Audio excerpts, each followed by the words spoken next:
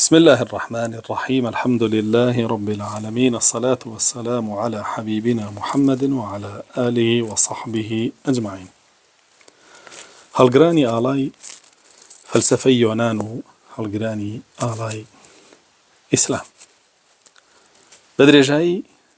مێژوو لە نێوان حەق و بەتاڵە کێبەرکێ هەبووە. حەق هەر یەک حەقە، گۆڕانکاری بەسەرا نایە، بەڵام بەتاڵ بە هەزاران شێوە دێتەوە بۆ ئەوەی خۆی بسەپێنێ. ئەهلی ئیسلام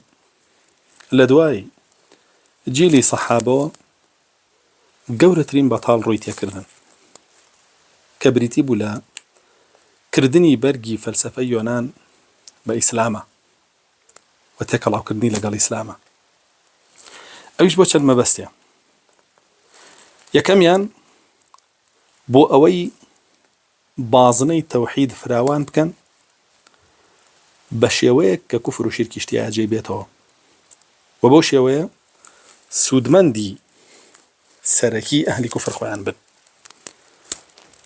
دووەمیان فەلسەفەیەکی وەثەنی یۆنانی، بتپەرستی، شیرکی، کوفری بسەپێنن بەسەر خەڵکیە و لێی بکەنە ئیسلام و ئیسلامیشی لێ بکەنەوە فەلسەفەیە، هەتا وەکو لەو ڕێگایەوە بتوان مسلمانان بۆ هەر شتێک کە ئەیانەوێ بەکاریان بێنن. سێمیان بۆی بتوانن جێگای هەوا و ئارەزوی خۆیان لە ئیسلاما بکەنەوە، بە تایبەت هەوا و ئارەزوی گاور و جوولەکەکان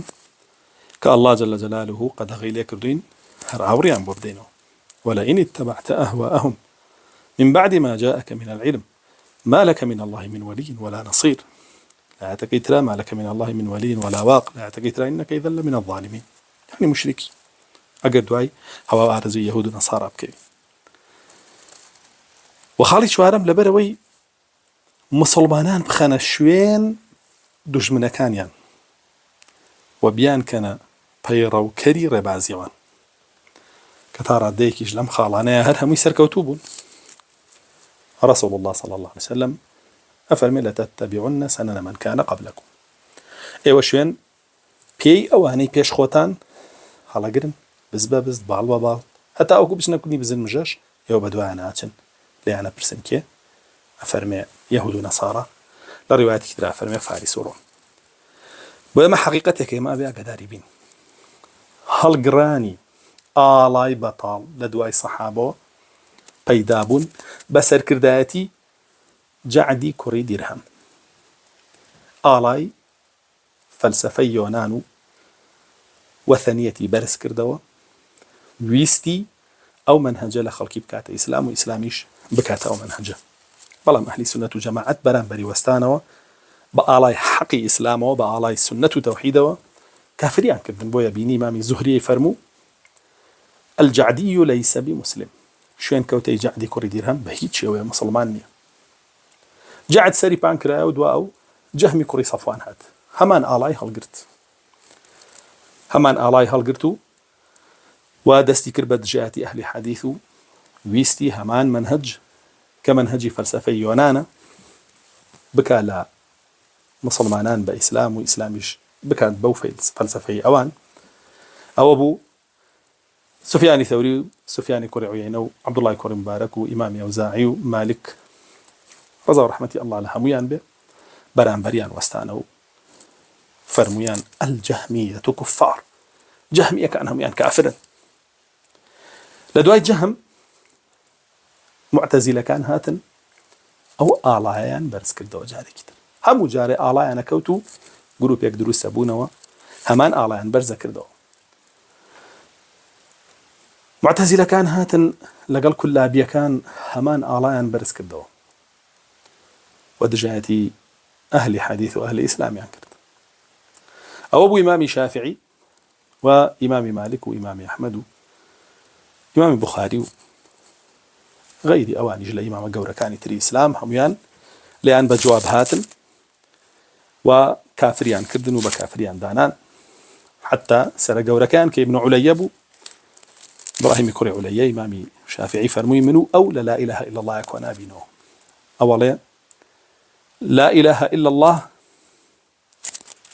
لا إله إلا الله يقال ك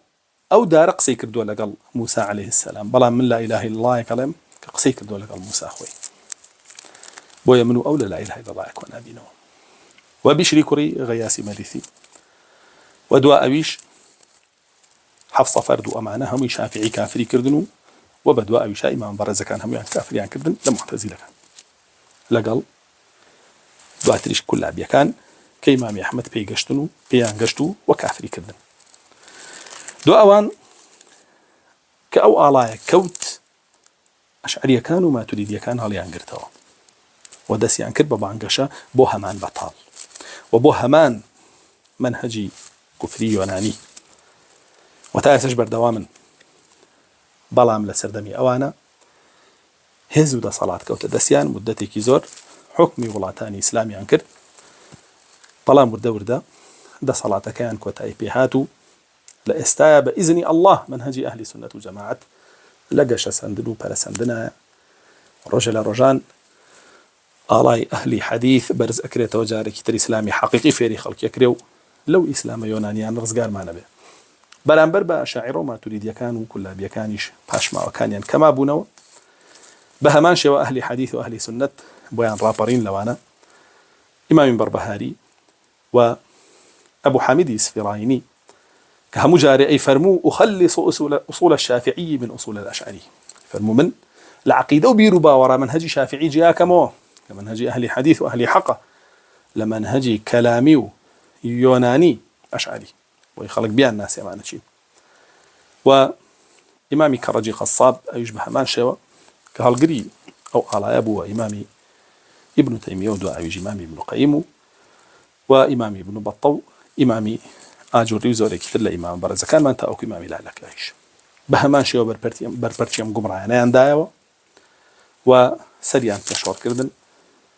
أو أبو أوان بنان برد برهيز بلام كوت عيش هرخوان لناجو وبيع قدار بين أم فلسفة يونان لا أمره ياك لخلق يكري بدين بتشم بستي يكري بدين بمن بستي لا بردني خلق لسر إسلام حقيقيك ودروس كردني إسلامك مزيف تزوير هتاوكو مسلمانانك تزوير دروس بكان لقال هر برنامج بيرو برنامج كخوان أنا بيانجون جنو داخليان كان تماشايك خودك بزانا لو هالخلط يعني راوانا نيت كإسلامك وثني يونانيا فير كردبي وأمرش إسلامك يهودي نصراني أمريكي أوروبيان فير كردبي وابزين لسر إسلامي حقي شكا براسي أمرو علمانية دسي خسوتنا ودسي أوانو تنها لبرويت ولا سر إسلام حقيقي كنبي إتلا سر هاتشي بي قيناك الله جل جلاله مسلمان بارزة لفيلو طلقي خائنان وفيلو طلق كان شان بداته وبطبلي سريانا وقخويا فرمي ويمكرون ويمكر الله والله خير الماكرين ومكروا مكرا ومكرنا مكرا فانظر كيف كان عاقبة مكرهم أنا دمرناهم وقومهم أجمعين دعواكين لله جل جلاله وتدمير يعني كاو فيلو بلانيان بس إخوانا مشكينة والحمد لله رب العالمين.